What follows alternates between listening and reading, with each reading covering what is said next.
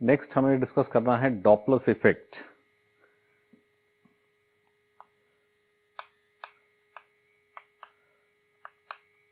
सबसे पहले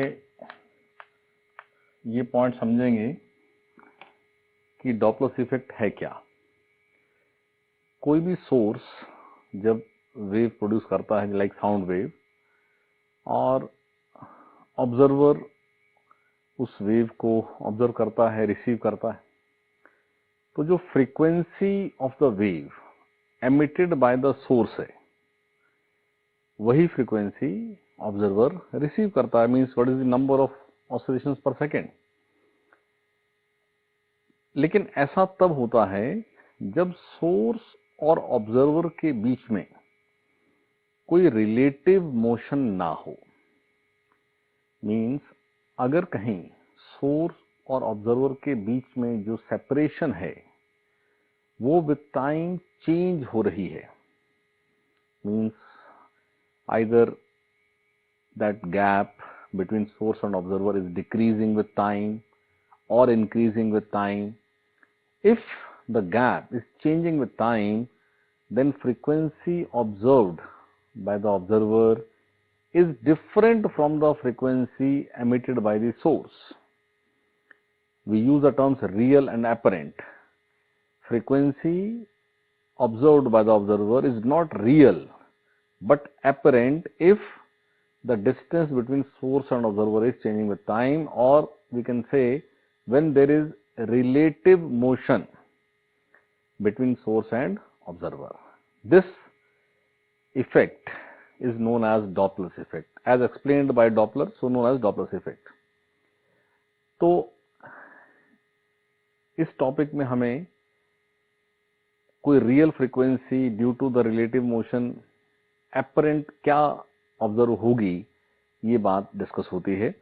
बट एक जनरल सा रूल है कि अगर रिलेटिव मोशन इस तरह से हो रही है कि distance between source and observer is increasing with time, then the apparent frequency observed is less than real. But if relative motion is such that distance between source and observer is decreasing with time, they are approaching relative velocities of approach, then apparent frequency is more than real frequency. इतनी बात ध्यान रखेंगे। और ये भी एक point है कि उस रिलेटिव मोशन में अगर तो रीजन ये है कि source is moving but observer at rest, और ऐसा भी हो सकता है कि observer is moving and source at rest, और ऐसा भी हो सकता है कि both source and observer are moving. लेकिन दोनों के अपने अपनी मोशन का अलग अलग इफेक्ट है। Effect of motion of source और effect of motion of observer, they are different from each other. तो हम effect of motion of observer पहले समझेंगे। Means it is the case when source is at rest, source is at rest but O observer is moving.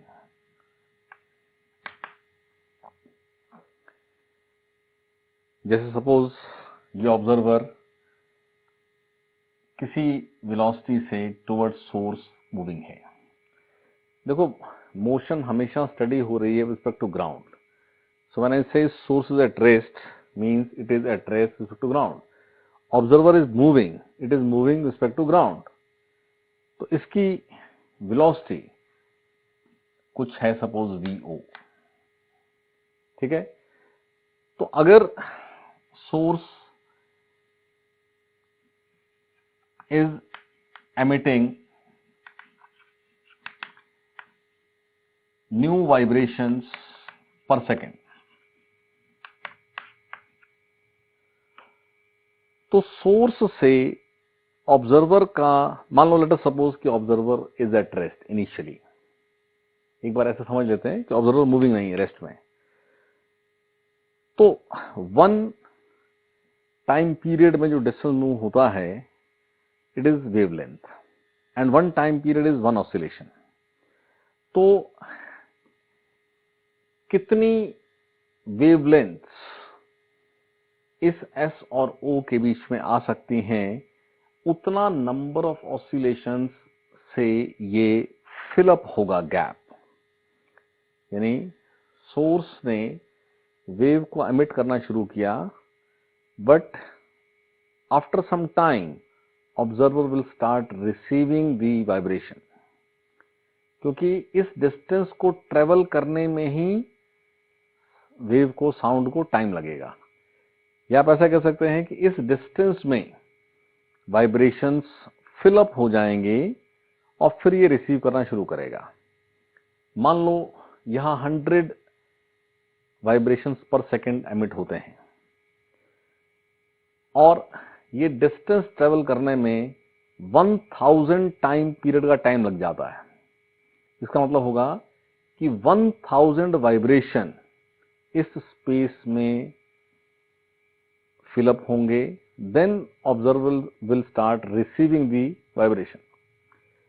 तो उसके बाद once observer वो start कर देता है रिसीव करना, फिर 100 ही एमिटेड हैं पर सेकेंड और 100 ही रिसीव्ड हैं पर सेकेंड। बट इस पूरे स्पेस में depending on the gap between source and observer एक सर्टेन नंबर ऑफ वाइब्रेशंस हर समय प्रेजेंट रहेंगे। ठीक है।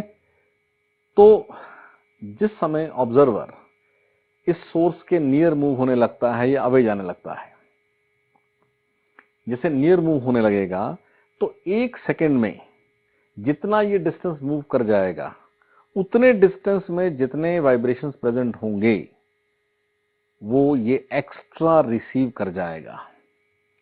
यानी जो ये एमिटेड रिसीव कर रहा था वो तो कर रहा था पर सेकेंड, लेकिन इस तरफ मूव होने से उस 1 सेकेंड में मूव होने वाले डिस्टेंस में जितने वाइब्रेशन प्रेजेंट हैं वो भी ये रिसीव कर जाएगा। सिमिलरली अगर ये इस तरफ चलने लगे तो उन 100 वाइब्रेशन जो पहुंच रहे थे पर सेकेंड, उसमें से कुछ वाइब्रेशंस इस स्पेस को फिलअप करने में यूज हो जाएंगे, यानी कि वाइब्रेशन जो रिसीव्ड होगा वो लेस देन 100 हो जाएगा। तो यहीं से आप समझें कि अगर ये गैप कम हो रहा है तो apparent frequency is more than real frequency, और अगर ये गैप बढ़ रहा है तो apparent frequency is less than real frequency. तो अगर 1 सेकेंड में डिस्टेंस मूव होता है v, vo is the observer, v is the distance traveled in 1 second। तो 1 सेकेंड में कितने वाइब्रेशंस हैं? Vibration, 1 vibration distance is 1 wavelength, तो ये न्यू तो रिसीव हो ही रहे थे। इस मूवमेंट की वजह से vo अपॉन लैम्डा ये नंबर और रिसीव हो जाएगा। कब? जब ये टुवर्ड्स सोर्स है। अगर ये अवे होगा तो जो नंबर रिसीव होगा न्यू डैश, वो nu minus V observer by lambda होगा। ठीक है। अब जो साउंड की वेलोसिटी इन एयर हम लेते हैं, मान लो v है, v is the velocity of sound in air, और air is at rest with respect to ground. अगर मैं ऐसा मान लूं, एयर हर समय रेस्ट में नहीं है, लेकिन एयर अगर रेस्ट में है तो यही v बन जाएगी velocity of sound with respect to ground. हमें velocity of sound with respect to ground में इंटरेस्ट है। अरे समझ में? तो यहां पर if air is at rest with respect to ground, तो velocity of sound with respect to ground जो है वो v ही होगी, और wavelength emitted lambda, frequency nu, velocity in air is v, तो v इज न्यू लैम्डा।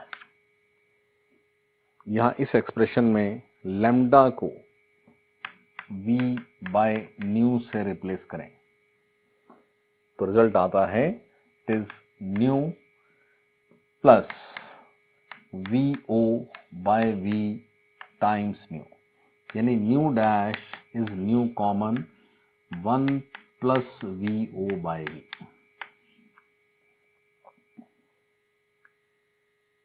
ठीक है,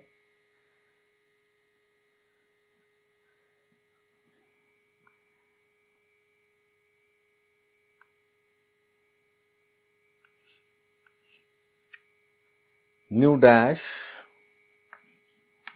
is v plus vo by v times new.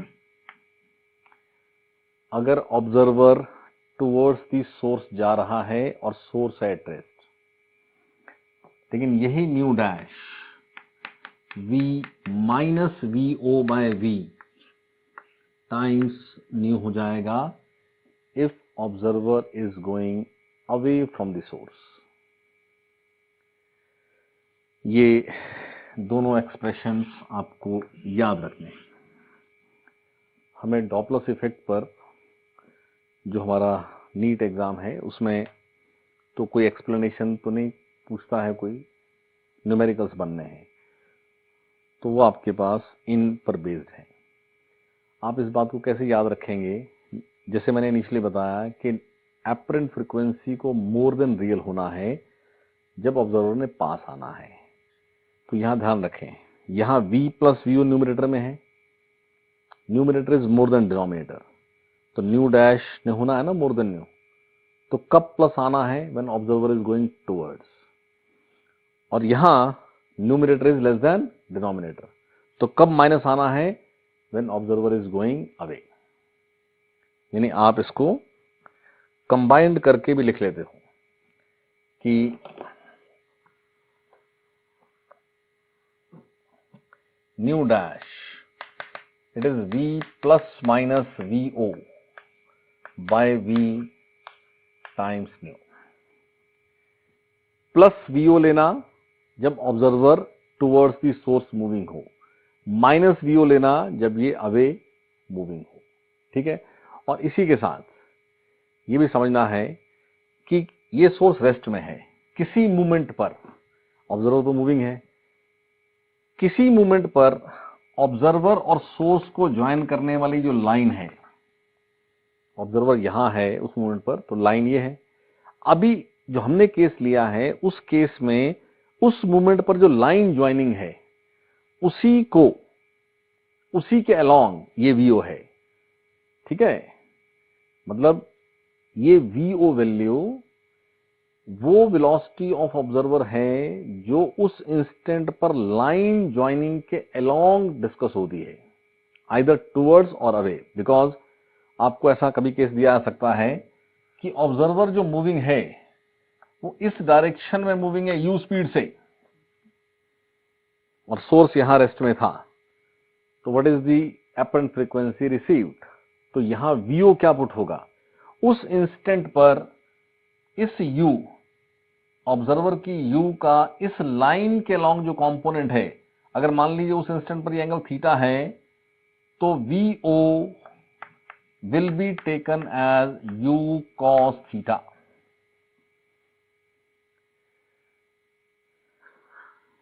Sign कैसे लेना ये याद रखेंगे। इस vo का मतलब क्या है, ये ऑब्जर्वर की वेलोसिटी का वो कंपोनेंट है जो लाइन ज्वाइनिंग के अलोंग होता है। ठीक है, मोस्टली तो लाइन ज्वाइनिंग के अलोंग ही बात पूछते हैं, बट अगर कभी ऐसा दे दिया तो भी कोई प्रॉब्लम नहीं है, हम उसका कंपोनेंट बना लेंगे। और कंपोनेंट बनाने के बाद जैसे मान लो ये u से यहां जाता, तो u का कंपोनेंट यहां इस लाइन के अलोंग बनाते तो वो अवे होता, अवे से साइन आता माइनस। और क्या याद रखेंगे कि यहां पर देखो vo तो ऑब्जर्वर की वेलोसिटी टू ग्राउंड, उसमें तो कोई डाउट नहीं, लेकिन जो v यूज्ड है वो है velocity of sound. But velocity of sound किसके रिस्पेक्ट टू, ग्राउंड के रिस्पेक्ट टू। वैसे sound has to travel in air. तो कभी कभी ऐसा होता है कि विंड की या एयर की वेलोसिटी एज विंड वेलोसिटी भी हमें गिवन होती है। तो जैसे मान लो कि विंड की वेलोसिटी VW वो साउंड की वेलोसिटी जो एयर में है V उसकी डायरेक्शन में ही है। तो उस केस में velocity of sound with respect to ground V plus VW हो जाएगी। ये सिंपल मैकेनिक्स है, काइनेमेटिक्स आप समझते हैं सारी बात। हम यहां पर जो V पुट करते हैं, यहां मैंने अभी लिखा हुआ था कि ये V है velocity of sound with respect to ground. यानी अगर आपके पास V1 या VS दिया है, V दिया है velocity of sound with respect to air और VW है वेलोसिटी ऑफ एयर या velocity of wind. Now if V and VW have same direction, तो V sound with respect to ground vector होना है sound air plus air ground. यानी V जो sound with respect to ground है वो V plus VW हो जाएगा। हमें कभी कभी ऐसा केस ले देते हैं कि विंड चल रही है, एयर रेस्ट में नहीं है, तो उस केस में हमें ये जो V यूज करना है। देखो साउंड की वेलोसिटी गिवन है, वो कोई क्वेश्चन में बताएगा नहीं कि किसके विद रिस्पेक्ट टू। अंडरस्टूड है कि sound travels in air, sound propagates in air. So if I say velocity of sound is 330 metre per second, it is understood it is to air. तो अगर in general air rest में है तो वही 330 हम use कर लेते हैं यहां पर रिस्पेक्ट टू ग्राउंड। लेकिन कहीं क्वेश्चन में मेंशन है कि wind is moving in the direction same as that of sound, तो फिर आपने 330 में प्लस V विंड जो मैंने यहां एक्सप्लेन किया वो ले लेना पड़ेगा। यह होता है कि विंड अपोजिट चल रही है, तो अपोजिट में फिर ये साइन माइनस हो जाता है, तो ये V माइनस VW हो जाता है। यानी अगर एयर मूविंग दे दी जाए, विंड मूविंग दे दी जाए, तो फिर इस V को भी थोड़ा सा ध्यान से हम सॉल्व कर लेंगे। इन जनरल हमें एयर रेस्ट पे दिया होता है, मतलब विंड नहीं है, विंड स्पीड कुछ मेंशन नहीं है, तो आपने जो 330 दिया 340 दिया है वही यूज कर लेना होता है। और एक बात समझेंगे कि जिस समय सोर्स रेस्ट में होता है, ऑब्जर्वर मूविंग है, तो क्योंकि जैसे मैकेनिक्स में साउंड जो है उसके पास ग्राउंड के रिस्पेक्ट टू वेलोसिटी है V, ऑब्जर्वर के पास ग्राउंड रिस्पेक्ट टू है VO, तो what is the velocity of sound as observed by the observer? तो by the concept of mechanics बदल जाएगा। Velocity of sound with respect to observer O, velocity sound with respect to observer को होना है sound ground vector minus O ground vector. यानी अगर sound इधर आ रही है, ऑब्जर्वर इधर आ रहा है, तो उनकी रिलेटिव ऐड होकर आएगी।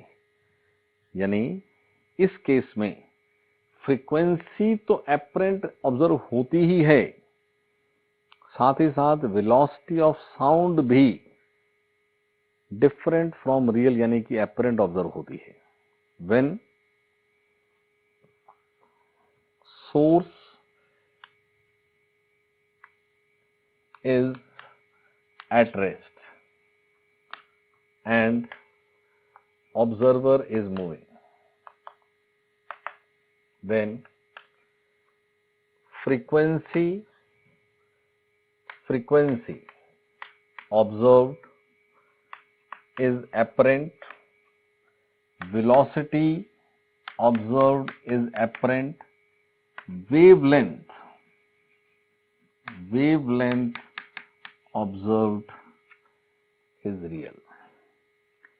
यानी ये V न्यू लैम्डा था, तो वेलोसिटी एपरेंट होके वी डैश हो गई, फ्रीक्वेंसी एपरेंट होके न्यू डैश हो गई, बट लैम्डा ऑब्जर्व्ड सेम रहेगी।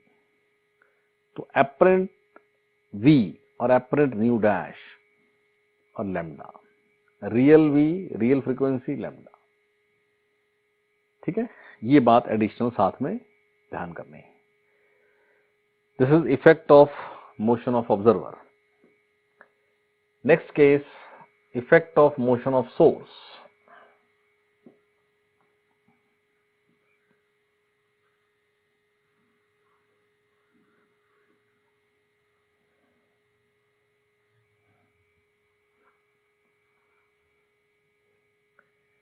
Effect of motion of source means हमें केस लेना है source moving and observer at rest।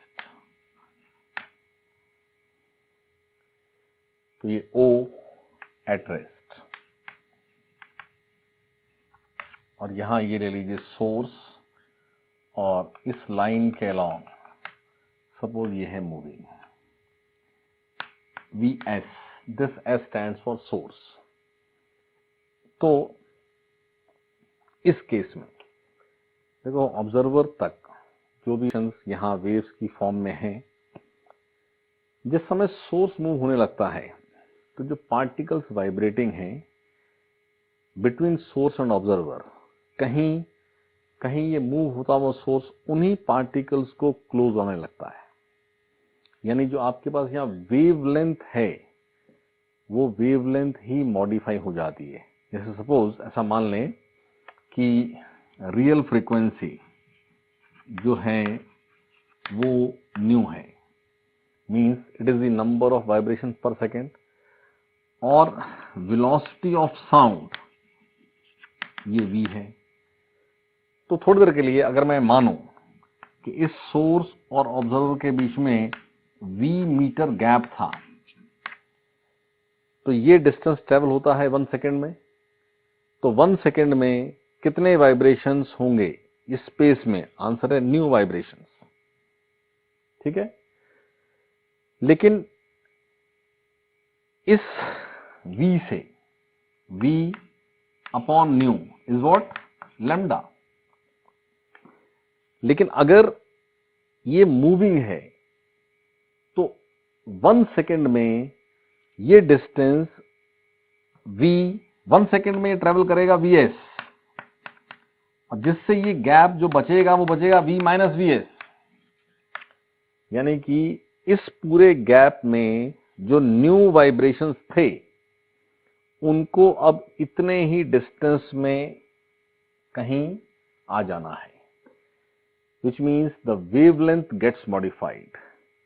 In this case, when source is moving and O at rest, अब O तो moving है नहीं, तो velocity of O to ground is 0, तो velocity of sound with respect to air या respect to ground will be observed same, क्योंकि O rest में है।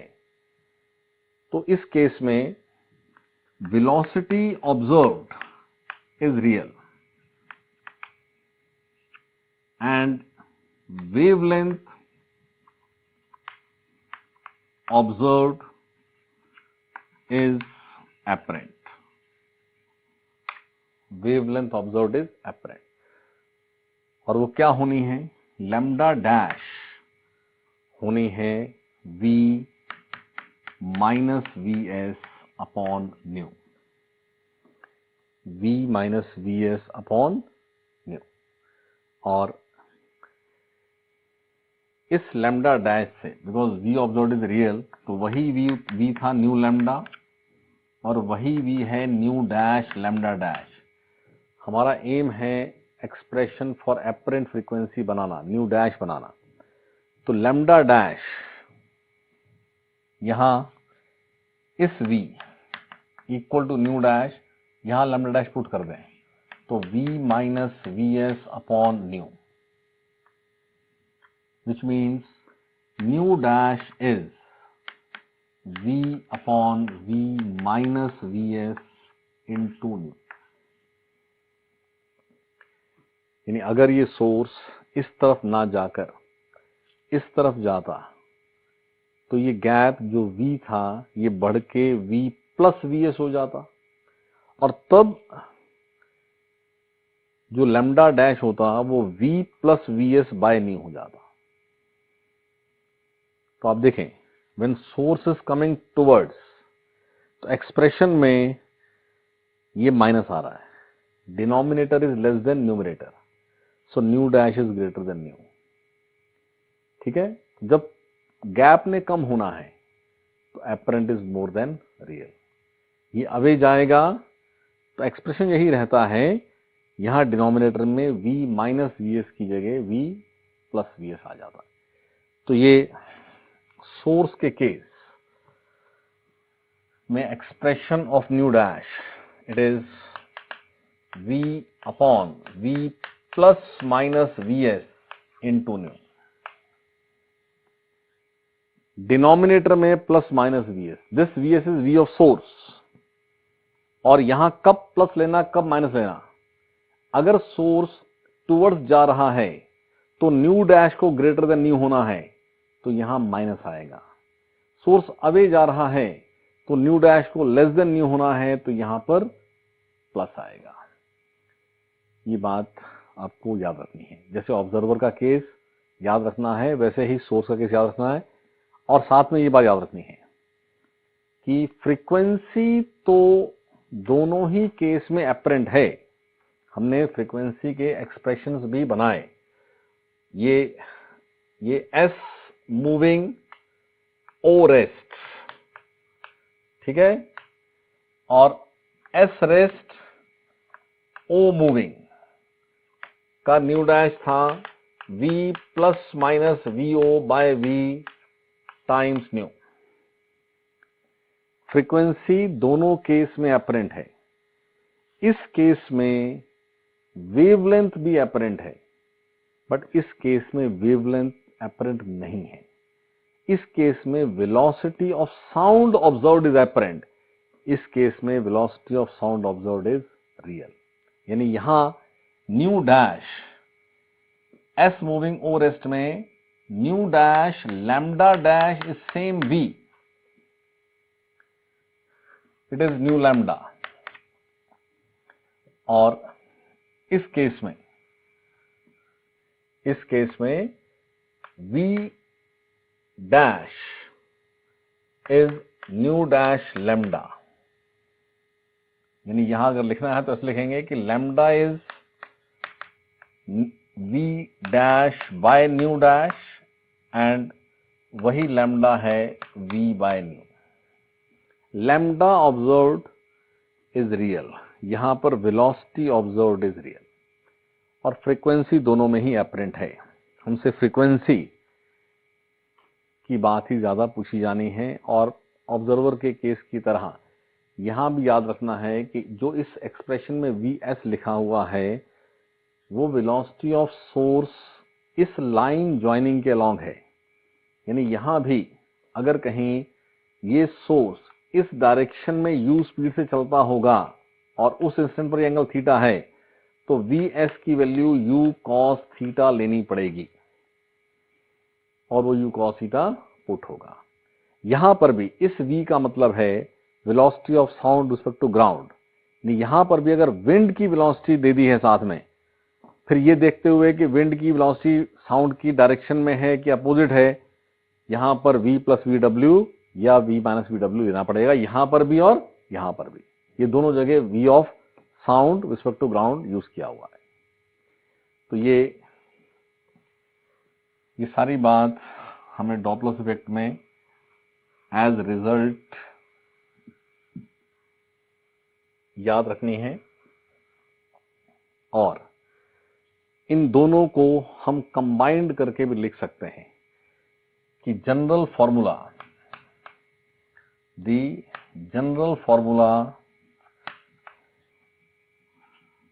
For apparent frequency nu dash it is V plus minus VW plus minus VO upon V plus minus VW plus minus Vs times nu. कब plus this VW is V wind, ये कब plus लेना, जब ऐसा case दिया जाए कि wind की डायरेक्शन या विंड की वेलोसिटी साउंड की वेलोसिटी की डायरेक्शन में ही है, तो इस V में ये V विंड ऐड हो जाएगा। विंड की वेलोसिटी साउंड के अपोजिट है, जहां सोर्स ने साउंड एमिट किया है उस स्पेस में wind is there and direction of wind is the direction of sound, take plus. Wind is blowing in the direction opposite to sound, take minus. No wind is there, take VW 0. This O is for V observer, source is V source. इनमें से source moving है अकेला, O नहीं moving है, means VO is 0, हट जाएगा, Vs आ जाएगा। Vs के साथ प्लस या माइनस, सोर्स टुवर्ड्स आ रहा है तो माइनस, अवे जा रहा है तो plus. O moving S rest तो Vs 0 पुट हो जाएगा, खाली ये रह जाएगा। कब प्लस, जब ऑब्जर्वर पास जाए तो प्लस, कब माइनस, जब अवे जाए तो माइनस। लेकिन मान लो केस है कि सोर्स भी मूविंग है, ऑब्जर्वर भी मूविंग है, तो दोनों ही यूज करने पड़ेंगे और विद साइन। जैसे मान लीजिए केस ये है,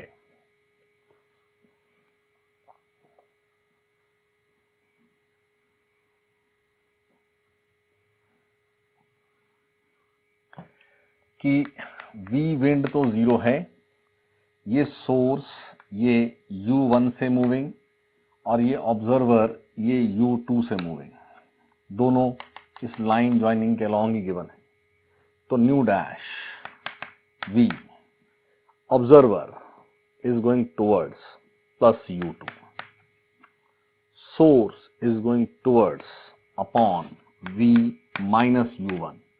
This V is velocity of sound multiplied by real frequency.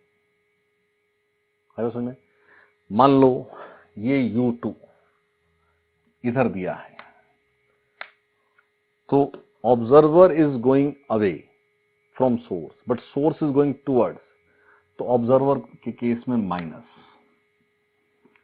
तो आप देखो कहीं अगर इन दोनों की सेम डायरेक्शन में सेम वेलोसिटी हो जाए, मान लो ये U1 है ये भी U1 है, तो यहाँ V माइनस U1 यहाँ भी V माइनस U1 कैंसिल होकर nu dash equal to nu आ जाएगा। अब समझे क्यों? क्योंकि दोनों के पास जब सेम डायरेक्शन में U1 होगा तो इनके बीच का डिस्टेंस टाइम के साथ चेंजिंग ही नहीं होगा।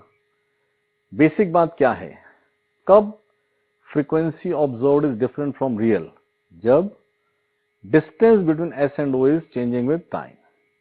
तो अपने आप ऐसा कोई केस होगा कि जहां डिस्टेंस चेंज नहीं होगा, वहां अपने आप nu dash equal to nu ही आ जाएगा। ठीक है, अब मान लो ये अवे जा रहा है और ये भी दिया है कि ये भी अवे जा रहा है, तो इसके लिए माइनस, ये अवे तो इसके लिए plus, accordingly new dash solve होगा।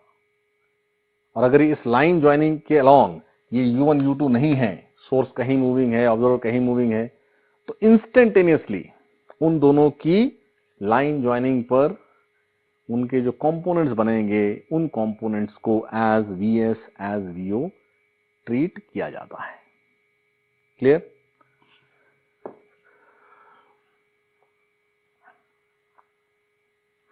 तो इस डॉपलर इफेक्ट पर एग्जांपल्स नोट करेंगे।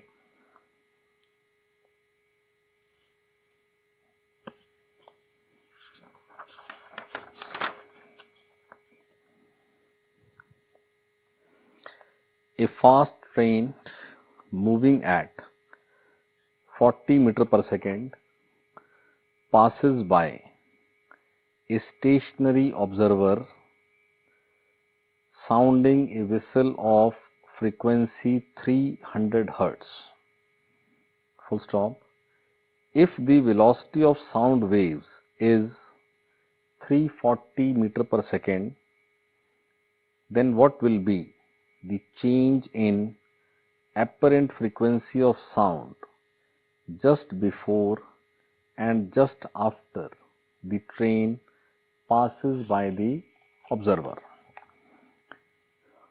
तो देखें, केस ये है कि ये एक ऑब्जर्वर है जो रेस्ट में है और एक ट्रेन इसके साथ से क्रॉस हो जाती है। हम अप्रोक्सीमेटली मानेंगे कि एक लाइन का ही केस है। तो ये ट्रेन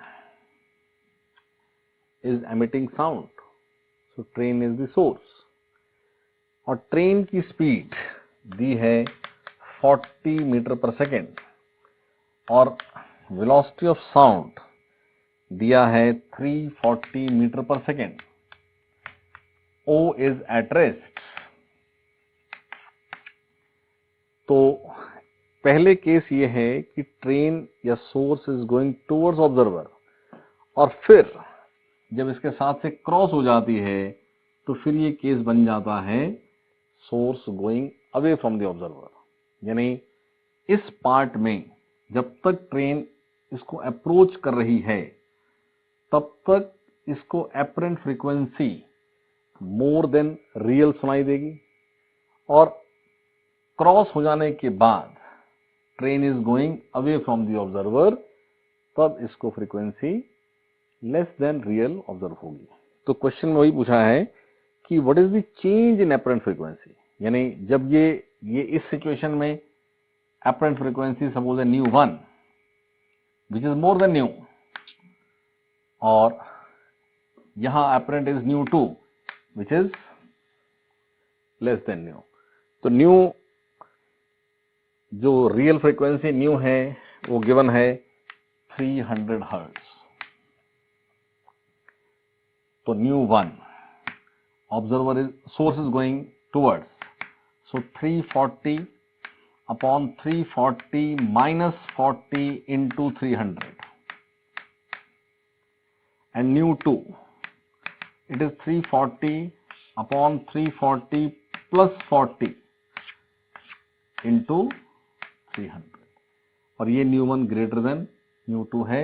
आपसे डिफरेंस ऑफ ν1 एंड ν2 पूछा है, तो आंसर आ जाएगा। Second question, A railway engine whistling at a constant frequency moves with a constant speed.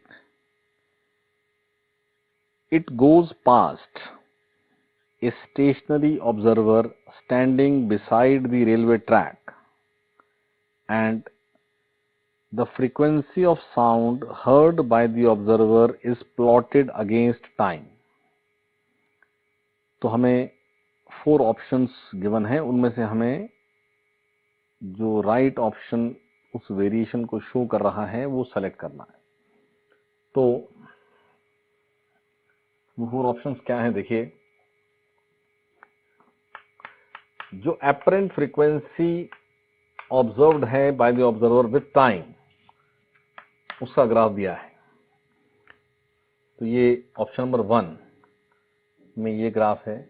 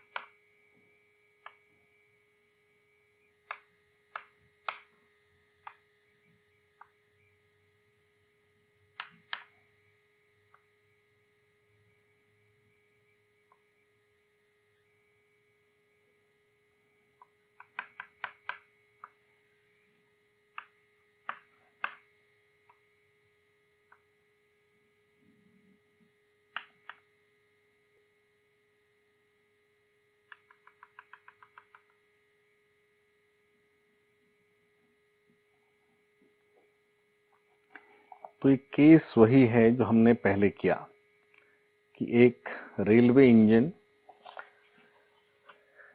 Track पर हैं with constant speed emitting sound of constant frequency। तो उस कांस्टेंट स्पीड u से चलता हुआ ये क्रॉस हो जाता है। तो ऑब्जर्वर इस फ्रीक्वेंसी को ऑब्जर्व कर रहा है। जैसे पहले मैंने एक्सप्लेन किया कि जब तक ये पास आएगा तो ν1 जो ग्रेटर देन न्यू है, ये पास आता जा रहा है। समझना इस पॉइंट को। सोर्स के पास आने से जो साउंड की इंटेंसिटी रिसीव होती है वो तो बढ़ती है विद टाइम, बट जो फ्रीक्वेंसी है वो तो u से डिसाइड होती है ना, और u फिक्स है। ν1 is v upon v minus u times ν, so that ν1 is more than ν but will not change with time। ये पास आता जाए तो ν1 will remain ν1। हाँ, जैसे क्रॉस होगा ν1 will suddenly change to ν2 and then वो अवे जा रहा है, कितना मर्जी अवे चला जाए, ν2 will not change with time। ν2 is decided by the u and that u is fixed। तो ये तीनों ऑप्शंस में वेरिएशन ऐसा है कि ये न्यू डैश बढ़ रहा है, कम हो रहा है। ये nu dash is ν1 constant with time which is shown in the fourth option and it is more than ν। जैसे क्रॉस होगा एपरेंट विल डिक्रीज। पिछले क्वेश्चन में इन्हीं दोनों का डिफरेंस पूछा था, ठीक है। तो ये ν1 constant with time, ये ν2 constant with time। हाँ, ν1 less than ν, ν2 ν1 greater than ν, ν2 less than ν। तो fourth option is the correct answer। Next question। A car is moving at 20 meter per second with its horn blowing। Bracket में frequency given है 1200 hertz. A car moving at 20 meter per second with its horn blowing is chasing another car going at 15 meter per second। What is the apparent frequency of horn as heard by the driver being chased? एक car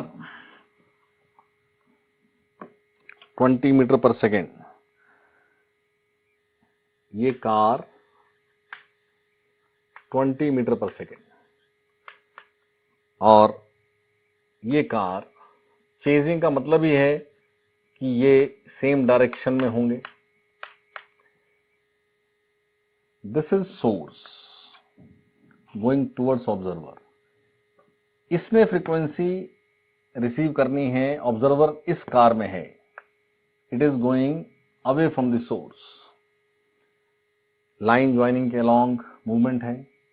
real frequency emitted is 1200 hertz और velocity of sound given है 340 metre per second. तो new dash 340 plus minus VO, VO is 15, it is going away, minus 15 upon 340 plus minus VS, source is going towards minus 20 times 1200। Solve new dash। Clear? Next, a car sounding its horn at 480 hertz moves towards a high wall at a speed of 20 meter per second। Full stop. If the speed of sound is 340 meter per second, then what is the frequency of reflected sound heard by the passenger sitting in the car? तो ये एक typical question जिसमें ये car है जो किसी speed u से moving है और ये u गिवन है 20 metre per second and it is moving towards a high wall. ये कोई वॉल है, फिक्स्ड वॉल, और इसने साउंड मतलब हॉर्न इसने साउंड किया है विथ फ्रीक्वेंसी 480 हर्ट्ज। अब क्वेश्चन ये है कि ये वेव, साउंड वेव, इस वॉल से रिफ्लेक्ट बैक होगी और रिफ्लेक्ट बैक होकर इसी कार में जो पैसेंजर्स बैठे हैं उनको क्या फ्रीक्वेंसी सुनाई देगी। तो ये एक टिपिकल क्वेश्चन, हमने जो पहले एग्जांपल्स किए वो सिंपल थे, जहां हमने फॉर्मूला यूज कर लेना। देखो यहां क्या है, पहला केस क्या है कि इसने साउंड एमिट की, इस वॉल ने रिसीव की। So receiver is the observer which is at rest and source is moving coming towards. तो ये वॉल यहां जो फ्रीक्वेंसी रिसीव करेगी, सपोज वो है न्यू डैश, तो न्यू डैश सॉल्व होगा v upon v minus you times new. Observer 0, car moving, v upon v minus you times new. और यही ड्यूरिंग रिफ्लेक्शन फ्रीक्वेंसी चेंज होती नहीं है, तो यही न्यू डैश रिफ्लेक्ट हो जाएगी। अब एक तरह से ये wall is source emitting waves of frequency nu dash, and passengers sitting in the car are the observer, and observer is going towards the source at rest. So this car will receive frequency nu dash dash, जिसके लिए real है nu dash. So nu dash dash will be new dash times observer is moving towards, so 340 plus 20 upon 340 into new dash, और new dash यहां लिख दिया। चलो इस new dash को यहां अभी आप चलो v की टर्म्स में रहने दो, v plus u by v। हमें न्यू डैश डैश ढूंढना है, उस न्यू डैश को यहां पुट कर दें, तो ये आपके पास v upon v minus u, v plus u upon v times nu आ जाएगा। ये v कैंसिल हो जाएगा। So you'll have 340 plus 20 upon 340 minus 20 whole multiplied by 480। ये आपके पास इसका आंसर होगा। Next, 2 factories are sounding their sirens at 800 hertz. A man goes from one factory to the other at a speed of 2 meters per second. If V sound is 320 meters per second, V sound is 320 meters per second, then what is the beat frequency heard by the person?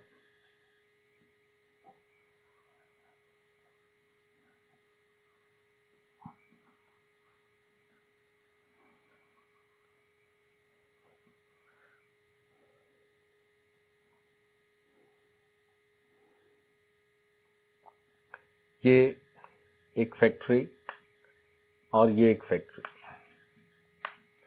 एक तरह से source है at rest. यहां से frequency emitted है 800 hertz और यहां से भी साउंड एमिटेड है 800 हर्ट्ज, और एक man goes from one factory to the other. So this is the observer going with speed u equal to 2 meter per second, और velocity sound given है 320 meter per second। इसका नाम F1, इसका F2 रख लो। तो F1 की emitted frequency observer को less than real मिलनी है क्योंकि observer is going away. F2 की फ्रीक्वेंसी इसको मोर देन रियल मिलनी है क्योंकि ऑब्जर्वर इज गोइंग टूवर्ड्स। तो यहां आपके पास ν1 इसकी फ्रीक्वेंसी जो ऑब्जर्व होनी है उसमें source is at rest, observer is going away, so 320 minus 2 upon 320 into 800, और जो ν2 है वो है 320 plus 2 upon 320 into 800। ν2 is greater than ν1, दोनों ν2 ν1 उस ऑब्जर्वर को साइमल्टेनियसली मिलेंगी, तो बीट फ्रीक्वेंसी बीट्स हो जाएंगी ν2 माइनस ν1। ठीक है, next question. A locomotive approaching a crossing at a speed of 20 meter per second sounds a whistle of frequency 640 hertz. Sounds a whistle of frequency 40 hertz when 1 kilometer from the crossing. When 1 kilometer from the crossing. Velocity sound is 330 meter per second. Full stop. What frequency is heard by an observer route 3 kilometer on the straight road from the crossing at right angle? ये source moving है और यहाँ ये crossing है, और इस right angle direction में यहाँ से रूट 3 किलोमीटर अवे एक ऑब्जर्वर है। This observer is fixed. ठीक है, और ये 20 मीटर पर सेकेंड से मूविंग है टुवर्ड्स द क्रॉसिंग। जिस मूवमेंट पर ये सोर्स इस क्रॉसिंग से 1 किलोमीटर अवे होता है, उस इंस्टेंट पर ये एक हॉर्न या साउंड प्रोड्यूस करता है। तो इस ऑब्जर्वर को क्या फ्रीक्वेंसी ऑब्जर्व होनी है? तो आपने उस मूवमेंट पर सोर्स और ऑब्जर्वर को ज्वाइन करने वाली लाइन बनानी है, और उस लाइन के अलोंग इस 20 का कंपोनेंट लेना है, जिसमें this angle is theta, it is 20 cos theta. So this 20 cos theta will be treated as Vs and source is going towards observer at rest. और थीटा यहाँ सॉल्व कर सकते हैं, √3 और 1, it is tan theta which is √3 by 1, so it is theta is 60 degree.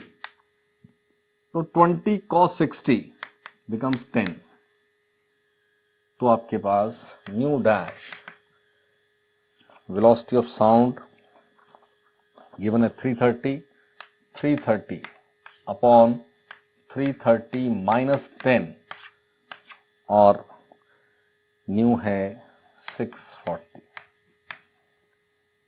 तो यहां से new dash solve हो जाएगा। क्लियर? ये वो एग्जांपल जिसमें इंस्टेंटेनियसली जो कंपोनेंट होता है वो लिया जाता है। Next,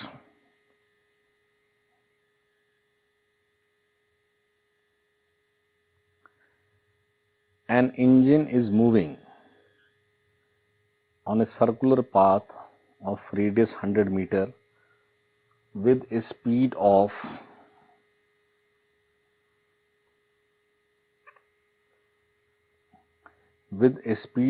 20 meter per second. What will be the frequency observed by an observer standing stationary at the center of circular path when engine blows a whistle of frequency 500 hertz? तो एक बात यहां समझें कि एक सर्कल पर मूव होते हुए किसी भी इंस्टेंट पर जो वेलोसिटी है उसका इस डायरेक्शन में कंपोनेंट 0 होता है। अगर सोर्स सेंटर पर हो, ऑब्जर्वर मूविंग हो, तो हमें एस और ओ को ज्वाइन करने वाली लाइन हर समय रेडियस होगी और रेडियस के अलोंग इस यू का कंपोनेंट 0 होगा। तो वी एस तो पहले ही 0 है, रेस्ट है, वी ओ भी 0 आ जाएगा। यानी इस केस में फ्रीक्वेंसी ऑब्जर्व्ड रियल ही होगी, एपरेंट नहीं होगी। इसका रिवर्स केस भी बन सकता है कि ऑब्जर्वर सेंटर पर है और सोर्स मूविंग है। इस केस में भी एपरेंट फ्रीक्वेंसी नहीं होगी, रियल ही होगी। और आप समझें बेसिक बात क्या है, फ्रीक्वेंसी कब एपरेंट होती है? जब एस और ओ के बीच में डिस्टेंस जो है वो चेंजिंग विद टाइम हो। और इस केस में जिसमें एक सेंटर पर है और एक सर्कल में घूम रहा है, तो डिस्टेंस जो है between S and O, whether S is at center or O is at center, distance between S and O is equal to radius always. So frequency observed will never be apparent, it will be real.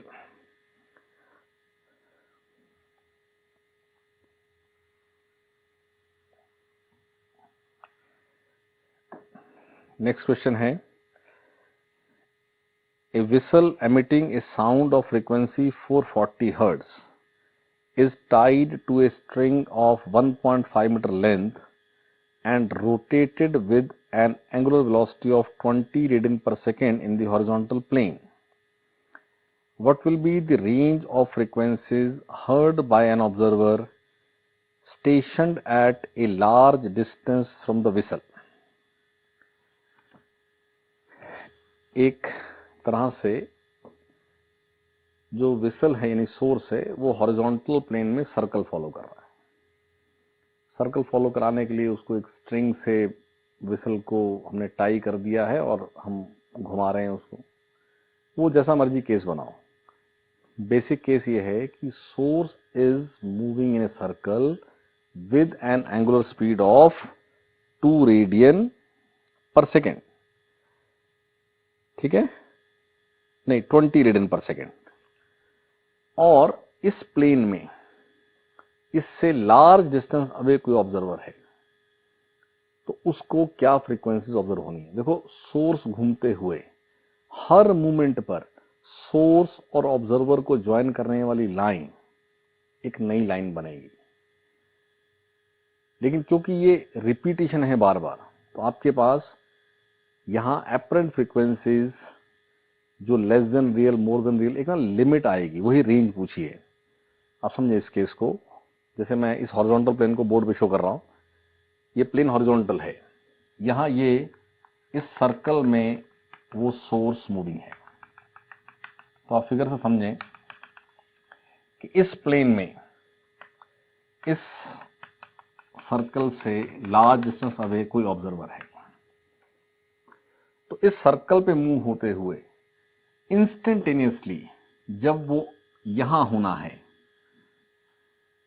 उसकी जो u है, u वो होनी है are omega. ये linear velocity है, radius दिया है 1.5 मीटर और ओमेगा दिया है 20, तो बनता है 30 metre per second. u is 30 metre per second. लेकिन उस u का इस लाइन के लॉन्ग इस मूवमेंट पर कंपोनेंट 0 है। So when source which is moving in circle is instantaneously at this point, the frequency observed is real. Similarly, जब ये यहां है तो भी frequency observed is real. लेकिन यहां चलते हुए हर इंस्टेंट पर इसकी वेलोसिटी टेंजेंशियल है, तो u का कंपोनेंट लाइन ज्वाइनिंग के साथ अवे आएगा। लेकिन यहां चलते हुए u का कंपोनेंट टुवर्ड्स आएगा। यानी अगर मैं इसका नाम a और b रख देता हूं, so when this source is instantaneously at a, frequency observed is real, at b frequency observed is real. But a to b चलते हुए frequency is apparent and less than real, हर moment पे अलग है। B से A चलते हुए apparent is more than real, हर इंस्टेंट पर अलग अलग है बट मोर है। और इस पर मूव होते हुए एक इंस्टेंट ऐसा आएगा जब जब इस u की डायरेक्शन जो टेंजेंशियल डायरेक्शन है वो इस लाइन ज्वाइनिंग के अलोंग ही आ जाएगी। Let us suppose this point is C. C is the point on the circle जहां पर जब वो सोर्स है तो उसकी जो u है टेंजेंशियल, वो पूरे की पूरी u काउंट होगी एज Vs। इस C को छोड़ करके मैं और कोई भी पॉइंट लूं, चाहे बिटवीन A एंड C, चाहे बिटवीन C एंड B, तो लाइन ज्वाइनिंग के अलोंग U का जो कंपोनेंट Vs बनेगा वो लेस देन U बनेगा। सो A पर रियल, A से चलते हुए एपरेंट लेस देन रियल होती गई, C पर वो एपरेंट C तक वो कम हुई, C के बाद एपरेंट बढ़ी, रही रियल से कम लेकिन बढ़ी, विद टाइम बढ़ रही है, और B पर फिर से सेम एज रियल, यानी at C the apparent frequency observed is minimum. Similarly यहां चलते हुए एपरेंट को होना है मोर देन रियल, और ऐसे ही यहां भी एक पॉइंट आएगा, लेट अस से पॉइंट इज D, जिस पॉइंट पर जो इंस्टेंटेनियसली वेलोसिटी है उस वेलोसिटी की डायरेक्शन इस लाइन ज्वाइनिंग के ही अलोंग हो जाएगी। तो उस समय अगेन ये पूरे का पूरा u ट्रीट होगा एज Vo। इस D को छोड़ करके और किसी भी पॉइंट पर u का एक कंपोनेंट है जिसकी वैल्यू लेस देन u है, वो ट्रीट होती है एज Vo। तो B से D तक आते हुए apparent is increasing with time, apparent is maximum at D. D से A आते हुए apparent is decreasing with time, but पूरे B से A तक हर मूवमेंट पर apparent is more than real। A से A C B apparent is less than real, A to C apparent is decreasing with time, it is minimum at C, C to B apparent is increasing with time, but A C B her movement पर apparent is less than real। B D A, B to D apparent is increasing with time, maximum at D and then decreasing with time। तो range क्या, जो C पर observed है minimum और जो D पर observed है मैक्सिमम, इस मैक्सिमम और इस मिनिमम के बीच में ये घूमता रहेगा, और फ्रीक्वेंसीज जो ऑब्जर्व होंगी बाय द ऑब्जर्वर वो इस रेंज में उसकी वैल्यू वेरी होती रहेगी। और वेरिएशन कैसे होगा वो मैंने समझाया आपको। तो at C apparent frequency observed is minimum, और वो न्यू डैश जो मिनिमम है वो है V upon V plus U times new. U होगा 30, V ऑफ साउंड आपको गिवन है 1000 हर्ट्ज, ठीक है। और ऐसे ही eight D apparent frequency observed is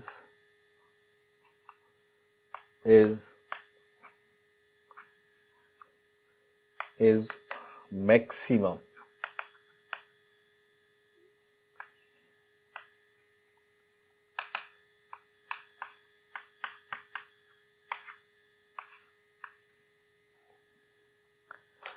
और इस मैक्सिमम और इस मिनिमम इस रेंज में फ्रीक्वेंसीज ऑब्जर्व होती रहेंगी। नेक्स्ट,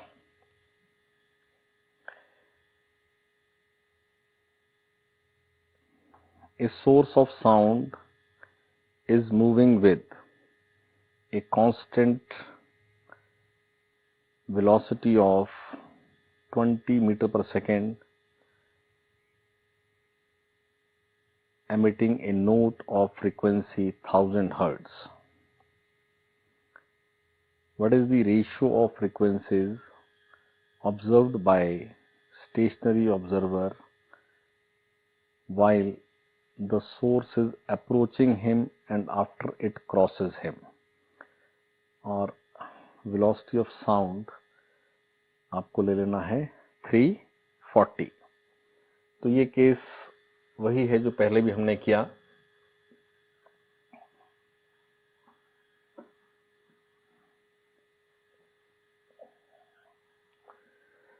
ये 20 मीटर पर सेकेंड से एक ऑब्जर्वर एट रेस्ट इसको क्रॉस कर जाता है। तो यहां ν1, यहां ν2, तो ν1 बाय ν2 ये रेशियो पूछा है। तो what is ν1? It is V, this is source, this is observer rest, V upon V minus U into ν. What is ν2? It is V upon V plus U into ν. तो पहले ऐसे बना लीजिए, अब इसको डिवाइड कर देंगे तो कैंसिल आउट होकर के U गिवन है और V गिवन है 340 मीटर पर सेकेंड। तो रेशियो सॉल्व हो जाएगा।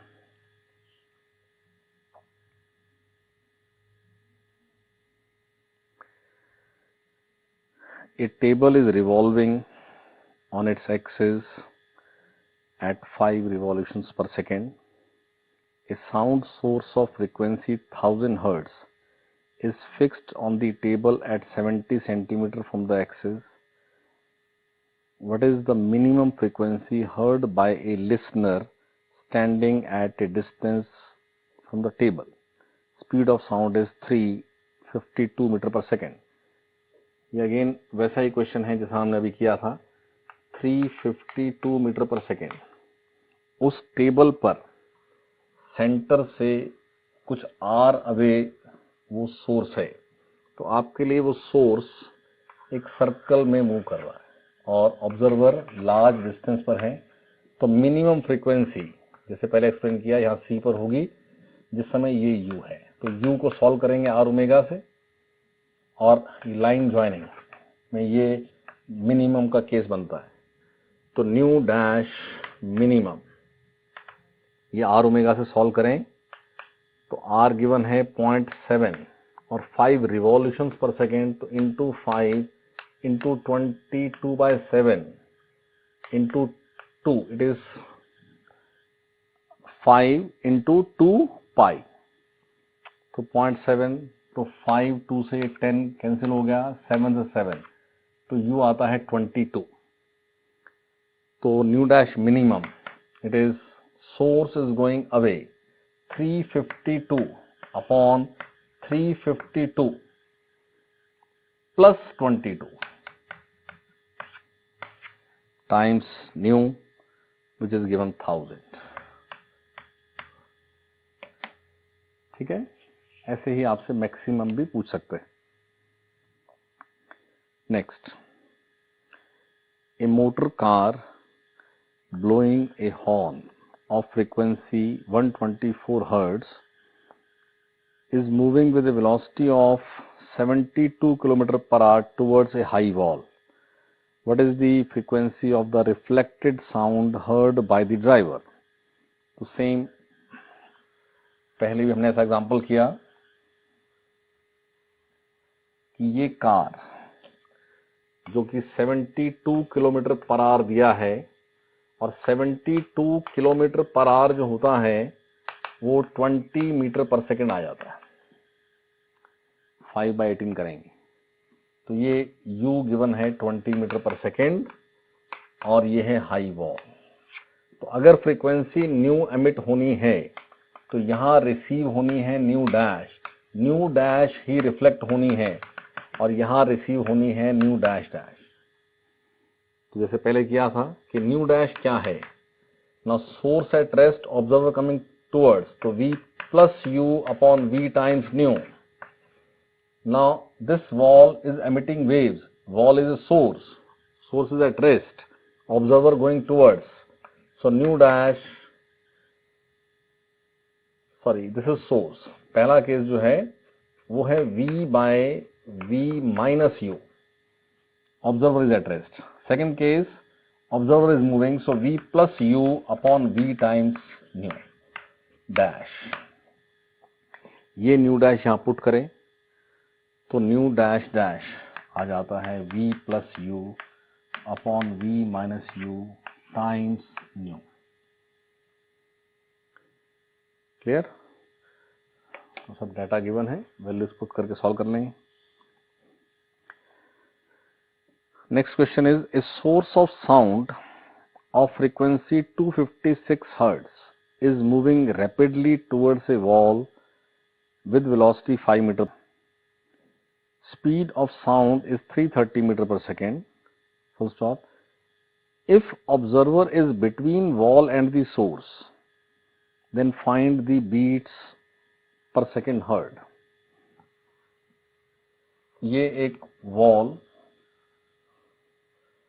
और ये एक सोर्स, ये सोर्स मूविंग है विद 5 मीटर पर सेकेंड, और ये फ्रीक्वेंसी एमिट कर रहा है 256 हर्ट्ज, ठीक है, और ये एक फिक्स्ड वॉल, और इस सोर्स और वॉल के बीच में एक ऑब्जर्वर है जो कि है एट रेस्ट। तो एक्चुअली ये ऑब्जर्वर इस सोर्स से जो न्यू डैश रिसीव करेगा, लेकिन इस सोर्स से चलने वाली वेव्स यहां से रिफ्लेक्ट बैक होंगी, ऑब्जर्वर वो भी रिसीव कर रहा होगा। तो देखो, जैसे सोर्स के लिए ये ओ रेस्ट पे है, वैसे ही वॉल रेस्ट पे है। तो अगर ये ऑब्जर्वर ने न्यू डैश रिसीव किया तो ये वॉल भी न्यू डैश रिसीव करेगी, सेम, क्योंकि जैसे सोर्स इसके लिए है वैसे वॉल के लिए, और वही न्यू डैश वो रिफ्लेक्ट करेगी। अब ये wall which is the source emitting wave of nu dash is at rest, और इसको जब ये ऑब्जर्वर रिसीव करेगा तो observer is also at rest, तो यही न्यू डैश सेम ये रिसीव कर लेगा। तो number of beats will be 0, क्योंकि जो डायरेक्ट आएगी, जितनी वो न्यू डैश आएगी, रिफ्लेक्ट होकर के जो रिसीव होगी वो भी वही न्यू डैश होगी। तो beat frequency will be 0। So this was all about Doppler's effect. हम डॉपलर्स इफेक्ट में एक छोटी सी बात समझ लेंगे साउंड के केस में, कि क्योंकि effect of motion of source and effect of motion of observer they are different. जैसे आप समझे इस बात को कि जैसे O और S में O एट रेस्ट है और सोर्स 5 मीटर पर सेकेंड से मूविंग हो, तो distance between S and O is decreasing with time at the rate of 5 meter per second. S at rest हो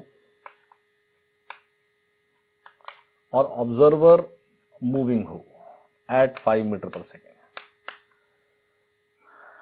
तो ये दोनों केस में डिस्टेंस जो है between S and O is decreasing at the same rate. लेकिन इस case की एपरेंट और इस केस की एपरेंट सेम नहीं होती है, दोनों ही एपरेंट मोर देन रियल होती हैं, लेकिन ये दोनों एपरेंट आपस में सेम नहीं होती हैं। यानी डिस्टेंस दोनों केस में सेम रेट से डिक्रीज हो रहा है, बट अगर उस डिस्टेंस के डिक्रीज होने का कॉज सोर्स का मोशन है तो इफेक्ट अलग है, और अगर ऑब्जर्वर का मोशन है तो इफेक्ट अलग है। इस रीजन से ऐसा बोलते हैं कि Doppler's effect is asymmetric. means it is not symmetric with respect to observer, with respect to motion of observer and motion of source. It is asymmetric. तो कभी कभी ऐसा theoretical question है कि डॉपलर इफेक्ट को हम asymmetric बोलते हैं, why? तो उसका आंसर है कि effect of motion of source and effect of motion of observer they are not same, जैसे इस एग्जांपल से मैंने समझाया आपको, इसलिए ऐसा बोलते हैं कि ये इफेक्ट एसिमेट्रिक है। और chapter is almost over. Sound के केस में ऐसे एडिशनल कुछ पॉइंट नोट कर लेंगे। हम ह्यूमन बीइंग्स, ह्यूमन ईयर जो साउंड रिसीव करता है, उसके लिए जो फ्रीक्वेंसी रिसीव्ड है उसको हम पिच से मेजर करते हैं, पिच ऑफ द साउंड। ये टर्म्स हैं, थोड़ा समझ लें इसको कि पिच ऑफ द साउंड क्या है। जैसे हम कॉमनली बोलते हैं कि एक मेल वॉइस और फीमेल वॉइस अगर कंपेयर करें तो female voice is more shrill. तो pitch is that characteristic of sound which explains or which measures the shrillness of sound. More shrillness means more pitch, and this pitch depends on frequency of sound. More frequency means more pitch, and more pitch means more shrillness. ठीक है, ये pitch पर ध्यान रखेंगे। Second, intensity एक characteristic है sound का for human ear. Intensity means energy, जो हमने सारा sound level in decibel discuss किया है। तो intensity is the measure of loudness of sound, energy of sound. ऐसे एक थर्ड कैरेक्टरिस्टिक है which is known as quality of sound. देखो, क्वालिटी एक वो पैरामीटर है जिसकी हेल्प से melodious nature of sound explain होता है। सेम फ्रीक्वेंसी की दो साउंड्स में एक साउंड ज्यादा मेलोडियस या बोलते हैं स्वीटनेस ऑफ साउंड। ठीक है, quality is the characteristic which measures the या which explains the melodious nature of sound, sweetness of sound. तो एक general it is actually depends on the wave form. जैसे आप देखें, ये एक साइन वेव, ये इसका टाइम पीरियड है। इसी टाइम पीरियड में ये साउंड वेव, ये जो वेव फॉर्म है, मान लो वेव फॉर्म आपके पास इस तरह से है।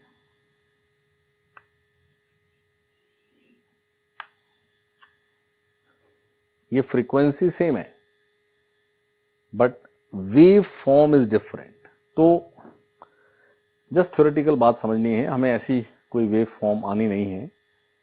समझना है कि क्वालिटी किस पे डिपेंड करती है। जैसे आपने कहा कि पिच जो है वो फ्रीक्वेंसी पे डिपेंड करती है, लाउडनेस या इंटेंसिटी वो एनर्जी ऑफ साउंड पे डिपेंड करती है, और quality which determines the melodious nature of sound वो किस पे डिपेंड करती है। तो आंसर है कि वो वेव फॉर्म पे डिपेंड करती है। सुनने में ये दोनों सेम फ्रीक्वेंसी की साउंड्स हैं बट ये डिफरेंट आपको सुनाई देंगी। हम बहुत बार आइडेंटिफाई जो करते हैं साउंड, जैसे बहुत बार आप आवाज से ही पहचान जाते हो कि किसकी आवाज है। अपने घर में किसी फैमिली मेंबर की आवाज सुन के आप समझते हैं कि उसकी आवाज है। तो ये जो है ना, ये क्वालिटी ऑफ साउंड है जिससे आपने आइडेंटिफाई किया। इवन ऐसे सोर्सेज जैसे हमने पाइप्स पढ़े, organ pipes, closed eight one and open at both ends. तो ऐसे इंस्ट्रूमेंट्स जिनमें ओवरटोन्स ज्यादा पॉसिबल होते हैं उनकी क्वालिटी बेटर होती है। जैसे हमने दो केस किए ना कि pipe closed eight one and में खाली ऑड हार्मोनिक्स थी, लेकिन pipe open at both ends में ऑड इवन दोनों हार्मोनिक्स थी। Means the overtones present in pipe open at both ends is more. So sound emitted by the pipe open at both ends has a better quality than the pipe closed at one end. इसीलिए हम जितनी भी flutes commonly देखते हैं as musical instrument, तो आप देखेंगे कि it is open at both ends क्योंकि उसकी क्वालिटी बेटर है। So with this, chapter is over.